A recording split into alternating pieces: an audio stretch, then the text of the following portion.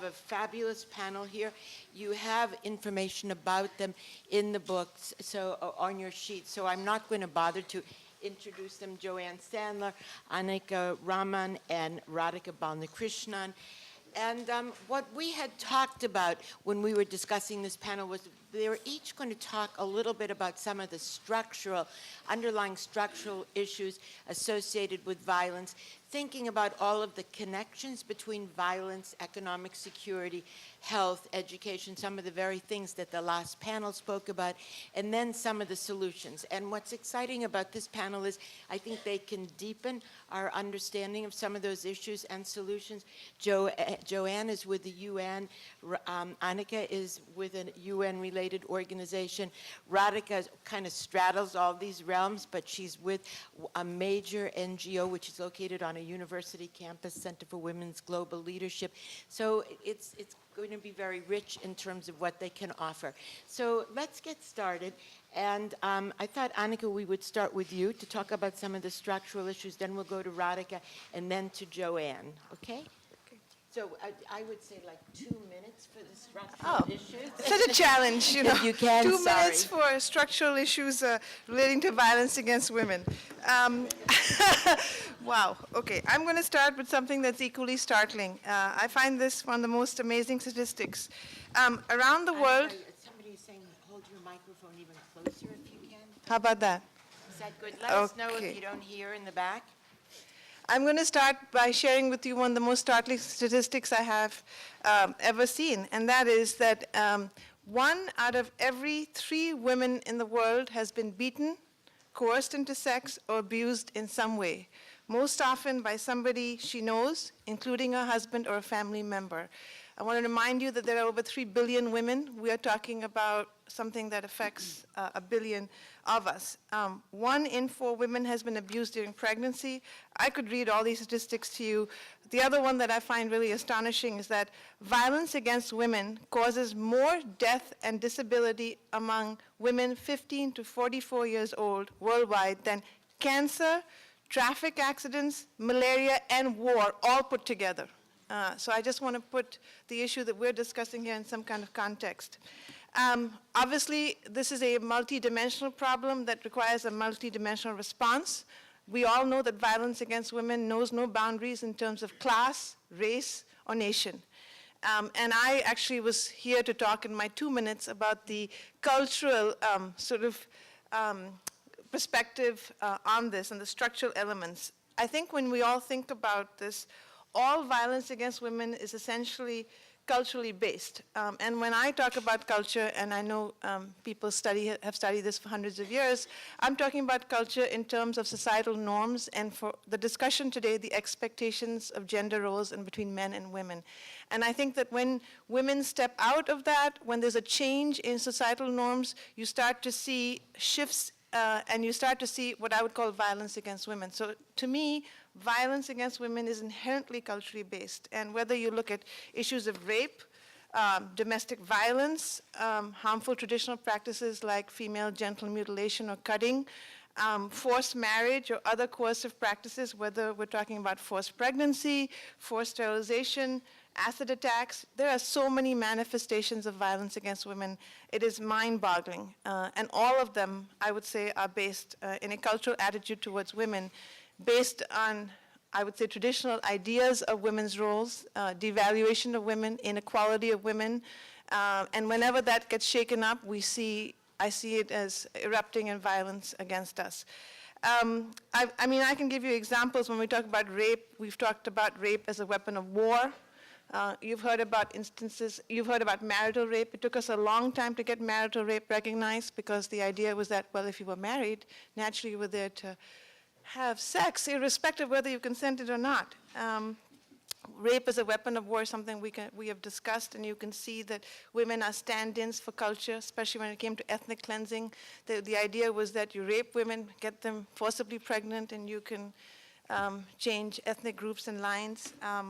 When you're talking about female genital cutting, all this, I think all I can say in my 2 minutes is it is entirely culturally based and on the role and traditional role of women, and we need to address that. And so when we come to discuss strategies, I'd like to share with you the many strategies that actually, if you look at this from a cultural lens, you have to address it through a cultural lens also and understand that that's an underpinning, in addition to looking at it in terms of economics and the political and legal side of things.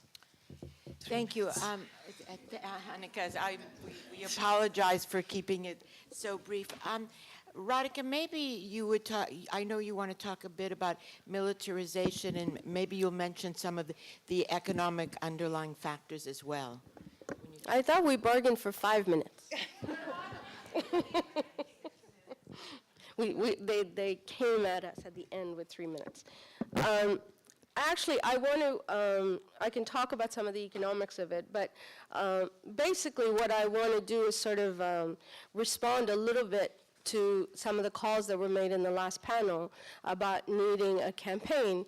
And I want to announce that the Center for Women's Global Leadership, that has had 20 years of a campaign, 16 days of activism on gender violence, and this is our 20th year anniversary.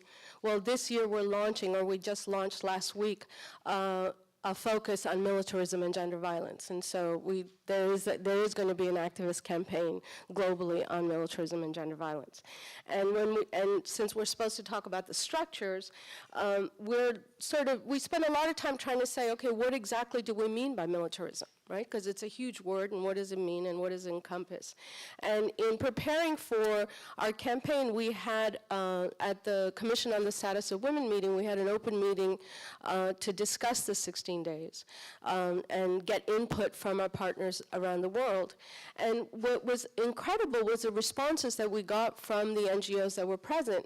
And it sort of spanned from, what happens to the increased violence by the religious right in militarized zones, to what happens to the form of violence because of small arms trade that many people talked about, and a myriad of issues. And then one person in particular who was from Scotland, talked about how when we first talked about militarism and violence as our 16 days campaign, and she didn't really understand how she would sort of become a part of it, and then realized that there was a factory in Scotland that produced small arms that went all over the world, and realized that being part of that campaign was to start this military spending. So let me just talk about the economics of it. The world spends $1 billion every year on, no, $1,000 billion, sorry. There's so many zeros, I lost it. $1,000 billion on the military. In 2001, and I try to find numbers more recently, between 1998 and 2001, the US, the UK, and France earned more from arms sales to developing countries than it gave in international development. So the flow of resources are not going from the developed to the developing, but really from the others. And what happens to violence with this level of armament?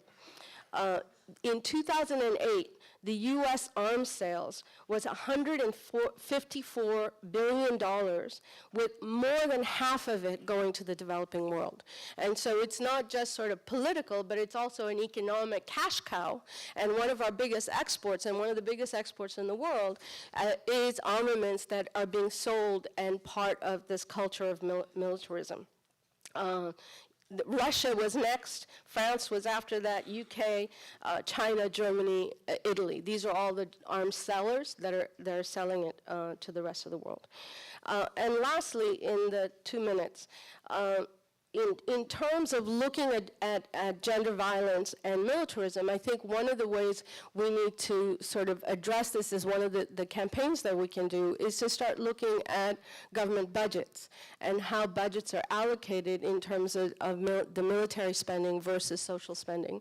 And I have to say, when President Obama at his State of the Union address talked about how in 2011 they're going to cut budgets and spending, and which I think is a sad idea given our economic situation right now. But he said that, in 2011 we're going to cut spending, except in the military.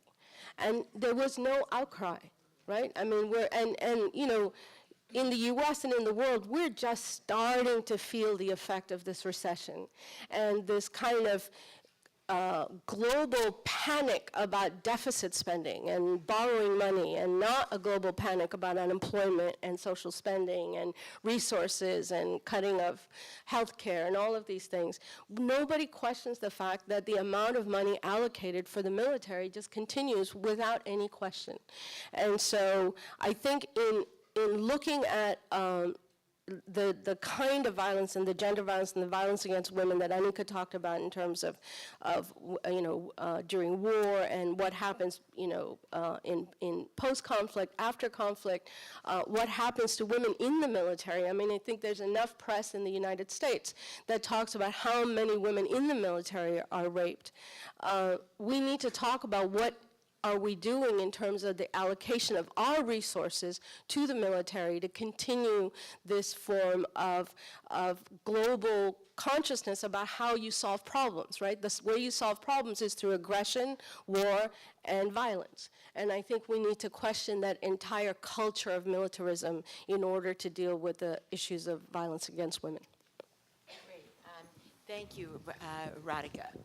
It's very helpful. We're now, and we'll come back so you can talk a little bit more about specifically what this campaign is and how people can get involved, because that's important. And Annika, we'll come back for you to talk about some of the strategies you've been working on with UNFPA. But we're now going to turn to Joanne, who's working within the UN proper, within UNIFAM, and if you could fill us in a little bit on what these various resolutions, I mean, because when we step back, we say a lot has happened this past decade. There have been 3 really important resolutions, but I think the question is, where are the teeth, and where are the points where we need to make our interventions? Thanks. So.